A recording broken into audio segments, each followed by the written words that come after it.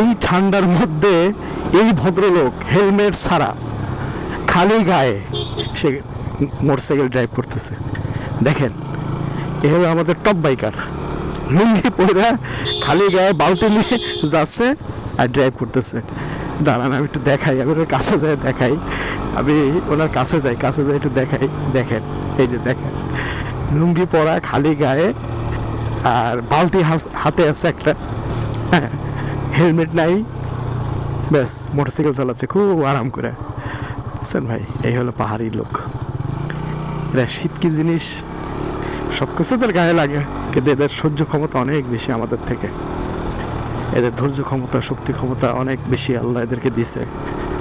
সে যে পাহাড়ি যারা, এই আমরা যতটুকু আজকে পাহাড় বাইছি, উপরে নিচে উঠছি, আমাদেরই খুব কষ্ট হয়ে গেছে। তো এইটুক আমরা উঠতে পারি না, তাইতে আমাদের এত খারাপ লাগতেছে। আর এরা কন্টিনিউ উঠতেছে, এদের অভ্যাস। কিন্তু যে অভ্যাসের দাস একটা কথা আছে,